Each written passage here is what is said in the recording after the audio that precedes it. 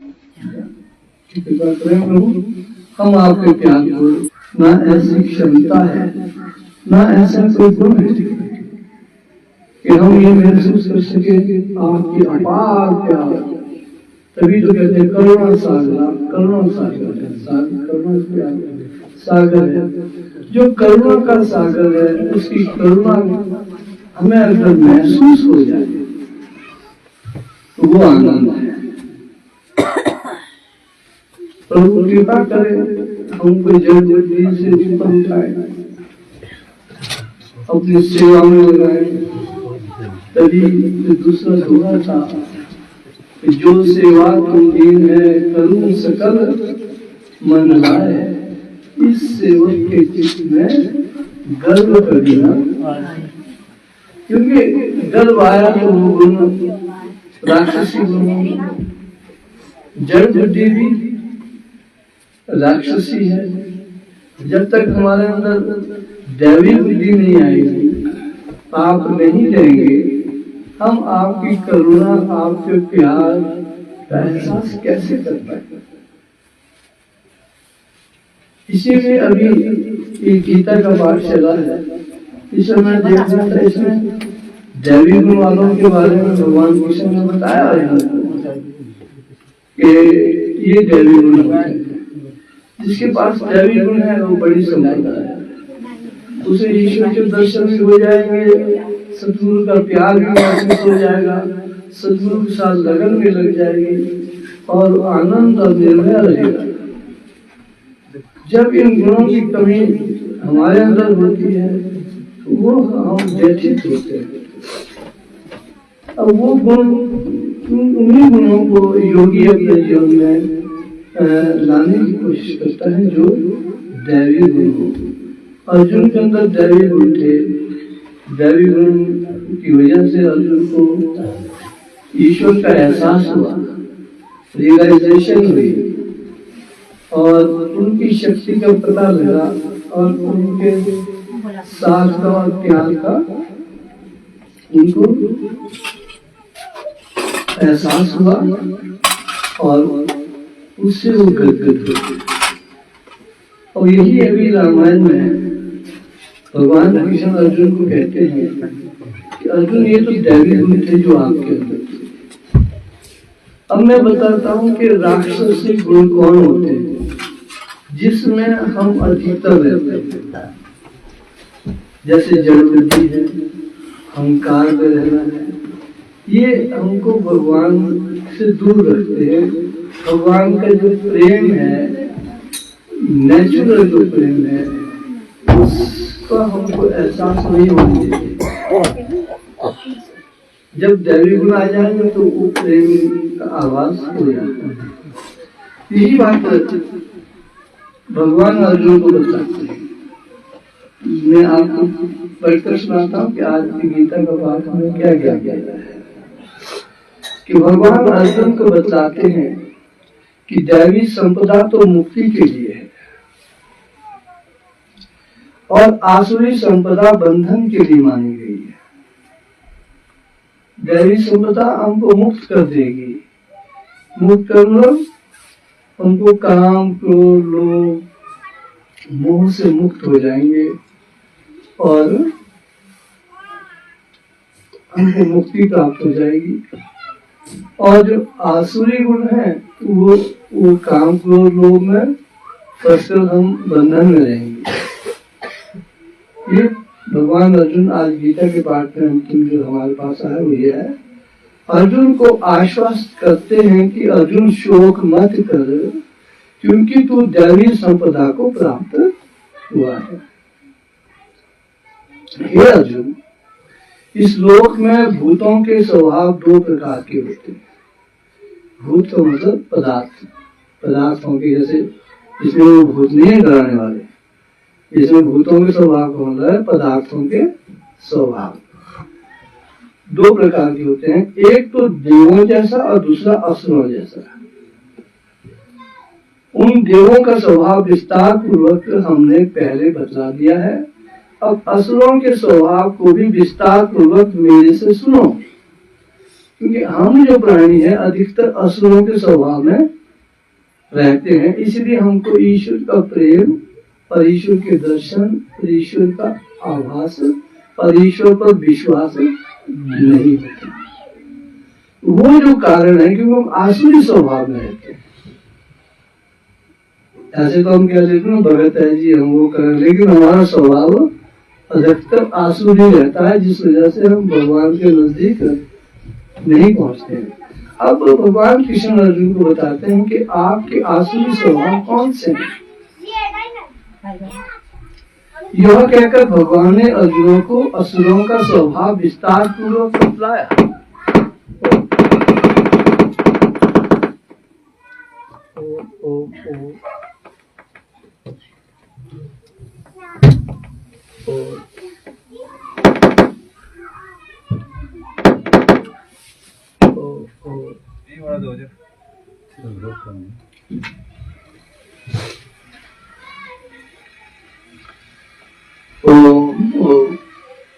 आसुरी स्वभाव और कर्म।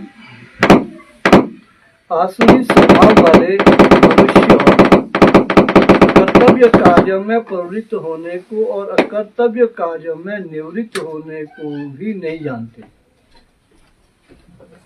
प्रवृत्ति और निवृत्ति ना विदो, बाहर भीतरी शुद्धि नहीं, श्रेष्ठ आचार नहीं, सत्य भाषण नहीं, जगत आश्रय रहित है, अप्रतिष्ठित है, सर्वथा असत्य है, बिना ईश्वर के है, अपने आप क्षत्रिय पुरुष के संयोग से उत्पन्न हुआ है, केवल भोगों के लिए ही है, वैसा मानते हैं। आसुरी प्रवृत्ति है, वो ये मानते हैं कि मजे के लिए है जीवन, खाओ पियो आनंद करो।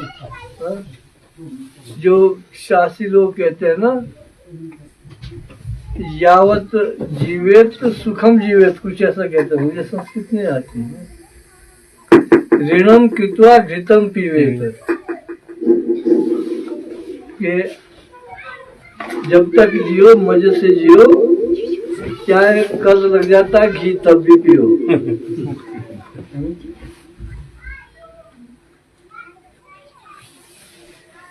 और आगे कुछ कहते हैं कि ये देह तो भस्म होनी है। बोला अगला जन्म किसने देखा, हमने यहीं पर मिट जाना है, अगला जन्म पुनर्जन्म कुतो, कुछ इस तरह से कहते हैं। भस्म भूत देहस्य पुनर्जन्म कुतो, कहते ये जो देह है ये भस्म हो जानी है, दूसरा जन्म का आएगा। जब तक जियो मजे से जियो, और अगर कर्ज भी लेना पड़े तब भी घी पियो, तो वो नहीं छोड़ना। ये हमारा स्वभाव होता है, हम आसुरी स्वभाव होता है, और हम ऐसी प्रार्थना करते हैं भगवान से, मर जानी चाहिए। दैवी गुणों का नहीं, इसी के लिए ये स्वभाव है। अगर ये स्वभाव है तो ईश्वर के प्रेम को महसूस नहीं कर पाएंगे। ईश्वर को हम कहते हैं करुणा सागर प्रभु जी, करुणा सागर, उनकी करुणा का जो सागर है उनके अंदर, उसका आभास नहीं होगा। तो आगे भगवान कृष्ण कहते हैं, वे सब प्रकार का अपकार करने वाले हैं, क्रूर कर्मी, जग का नाश करने वाले, दंभ मान और मद से युक्त होकर किसी प्रकार भी ना पूर्ण होने वाली कामनाओं का आसरा लेकर अज्ञान से मिथ्या सिद्धांतों को ग्रहण कर भ्रष्ट आचार युक्त होते हैं।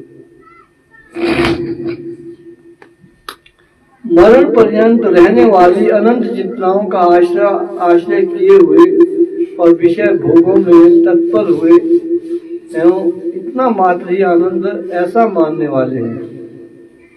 आशा रूपी सैकड़ों फांसियों से बंधे हुए और काम क्रोध के परायण विषय भोगों की पूर्ति के लिए धनाधिक बहुत से पदार्थों को संग्रह करने की चेष्टा करते हैं। और हम सब ऐसा ही करते हैं। ये सब आसुरी गुण भाई। और हम बोलेंगे प्रभु जी का पता ही नहीं लग रहा है, क्योंकि हमारी भावनाएं ही ऐसी है। तो प्रभु जी का पता कहते फिर नहीं लगेगा, क्योंकि आशा रूपी सैकड़ों फांसियों से बंधे हुए हैं। अभी ये आशा, फिर वो आशा, ये फांसियां हैं सैकड़ों, इसमें बंधे हुए हैं। और काम क्रोध के परायण विषय भोगों की पूर्ति के लिए धनाधिक बहुत से पदार्थों को संग्रह करने की चेष्टा करते हैं। मैंने आज यह तो पाया है और इस मनोरथ को प्राप्त होऊंगा। मेरे पास यह धन है और फिर भी यह होगा। वह शत्रु मेरे द्वारा मारा गया है और दूसरे शत्रुओं को भी मैं मारूंगा। मैं ईश्वर और ऐश्वर्य को भोगने वाला हूँ। मैं सब सिद्धियों से युक्त और बलवान तथा सुखी हूँ। बस समझता है। मैं बड़ा धनवान और बड़े कुटुंब वाला हूँ। मेरे समान दूसरा कौन है? मैं यज्ञ करूंगा, दान दूंगा, हर्ष को प्राप्त होगा। वे इस प्रकार के अज्ञान से मोहित हैं। अनेक प्रकार से भ्रमित हुए चित्त वाले अज्ञानी जन्म और रूप जाल में फंसे हुए एवं विश्व भोगों में अत्यंत आसक्त हुए महान और पवित्र नरक में गिरते हैं। वे अपने आप को ही श्रेष्ठ मानने वाले घमंडी पुरुष धन और मान के मद से युक्त हुए, शास्त्र विधि से रहित, केवल नाम मात्र के यज्ञों द्वारा पाखंड से यजन करते हैं। उनका जो यज्ञ होता है पाखंड के लिए, वो प्रेम, करुणा और श्रद्धा भक्ति से नहीं होता, बड़ा दिखावे के लिए होता है। अधिकतर हम लोग दिखावे के लिए ज्यादा काम करते हैं। दिखावे के लिए जो काम हो गया वो काम आसुरी हो गया, वो यज्ञ नहीं रहा, है ना। जैसे अपने चारू छोकरों में मंगत राम जी बोलते हैं, अरे भाई मंगत राम जी, उनको पोपी कहते हैं कि मंगत राम क्या कर रहा, बोले जन्मदिन मनावनो, कहते अरे माथा ने करो सूत्र में, तब लाड़ी बोल रहे बोला देखा देखी, बोला मैं तो बोलो कान बोलाई के कान हो 3 मंजिल का लाना है भाई। वो सब आसुरी कार्य कहने का मतलब, देखा देखी, पाखंड, दिखावे के लिए कार्य करना, ये सब आसुरी कृत्य है। और अब ऐसा ऐसा करेंगे भगवान नहीं याद रखेगा। ये दिखावे के लिए कर रहे हैं, ईश्वर प्रेम और भक्ति के लिए नहीं कर रहे हैं। वे अहंकार, बल, घमंड करना और क्रोध आदि के परायण हुए एवं दूसरों की निंदा करने वाले पुरुष अपने और दूसरों के शरीर में स्थित ईश्वर से द्वेष करने वाले। वहाँ ईश्वर से प्रेम नहीं होगा। आपके अंदर जो ईश्वर है उससे द्वेष हो जाएगा।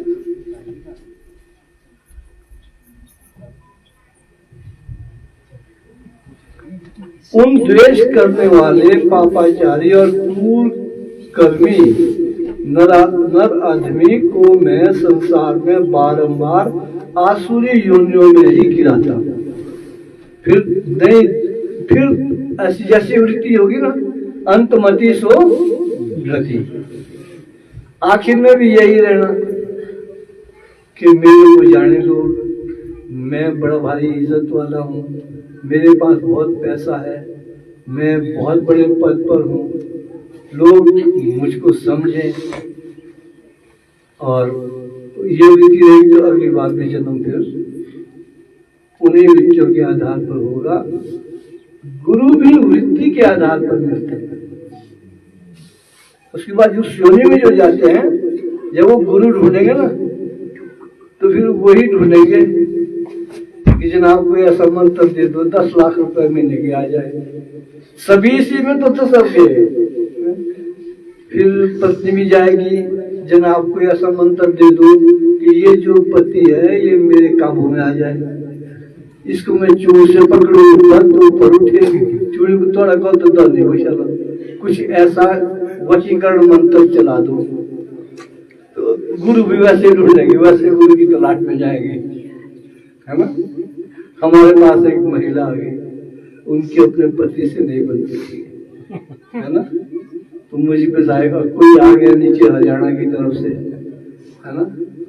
तो भगत जी, मैंने की क्या बात है, बोला जी अब क्या करूं, क्यों कि 50,000 रुपए और मांगे हुए, दूंगे नहीं।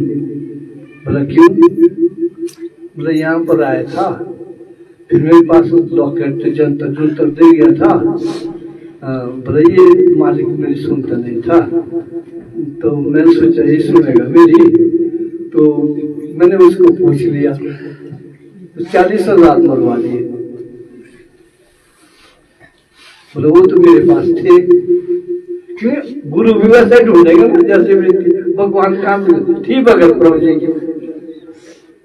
अब गुरु पकड़ लिया वशीकरण मंत्र वाला, पति वगैरह तो कहाँ आया वश में, वो चले गए हरियाणा। उधर से फोन किया, जनाब भी तो पति देव वैसे ये कल शाम को भी झगड़ा हो गया। बोले यार और यज्ञ करना पड़ेगा। बोले ऐसा कर तू 25,000 और भेज दे। बोले फिर गुरु जी मैंने FDR तोड़ दी अपनी, औरों को बोलना आपने। बोले FDR बाकी कैसे FDR तोड़ के मैंने 25,000 रुपए और दे दिए। बोले वो भेज दी। बोले यज्ञ करो, बोले यज्ञ भी कर दिया। बोला 3 महीने में तू इंतजार के सब ठीक हो जाएगा। बोले ठीक तो गुरु जी कुछ नहीं हो रहा, वो तो वैसे ही है। बोला अब भी तो और फोन किया, बोला कुछ कम ही रह गई और 25,000 का और क्या करूँ मैं, भेजूंगे नहीं। बोला गुरु मेरे कहाँ से ऐसा पकड़ लिया आपने, क्यों मरवा दिया, तेरे को बोला किसने ऐसे आदमियों के धंधे फंसो। तो हमारी आसुरी वृत्तियां हैं, हम वैसे गुरु ढूंढेंगे जैसी वृत्ति। मैंने कहा आपके पति का स्वभाव ऐसा है, ये नहीं बदलेगा, आपको खुद ही उसमें कॉम्प्रोमाइज करना पड़ेगा, उनके अनुरूप आपको खुद ही डालना पड़ेगा। यही एक वशीकरण मंत्र लगता है मेरे को आपके लिए। अगर आप इस पर चलेंगे तो सब ठीक हो जाएगा। दूसरी बात, मैं एक बार व्हाट्सएप में देख रहा था कि वो एक औरत बोल रही थी कि आपका पति से प्रेम क्यों नहीं होता।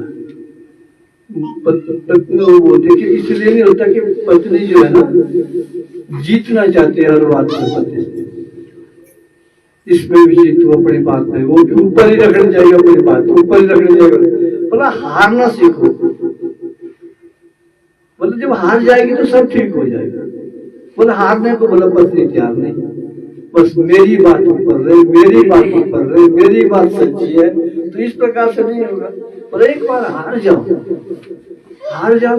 आपका आनंद आएगा। तो लेकिन अब आसुरी वृत्ति होती है, वो हार देने देती। क्यों? ले मैं एक बार कोई गैंगस्टर बन गया, तो मुझे उसकी स्टोरी पढ़ रहा था कि गैंगस्टर कैसे बना। पंजाब यूनिवर्सिटी में पढ़ता था, तो MA कर रहा था, 7 फुट का था। तो किसी ने बोला क्या तेरे को लारे में ऐसा का, अच्छा लारे को ऐसा बोलने वाला, बस उस लारे में फंस गए, गैंगस्टर बन गया, लारा ही बन गया। फिर उसको कुट दिया, तो उसके आदमी ने उसको कुटा, उसने उनको कुटा है लारे को। मेरे को कौन होता था, बस वो घमंड लेते फिर प्रेस रिपोर्टर उसके यहाँ गया था। तो अब वो अपने उधर जाता था, क्या नाम कहते हैं, ससुराल। तो ससुराल के लिए उसके साथ 40 आदमी होते थे गने लेके। इतना खतरा हो गया लारा जी को, 40 आदमी गन लेके फिर ससुराल जा सकता था। और अपना जो घर था बनाया हुआ, उसके चारों तरफ 22 फुट ऊंची दीवार है। 5 एकड़ का घर था, 5 एकड़ में 22 फुट ऊंची दीवार, उसके ऊपर तारे, उसके ऊपर और बाढ़, ताकि कोई एंटर अंदर ना कर सके। इतना खतरा अपने लिए तैयार कर दिया जीवन का।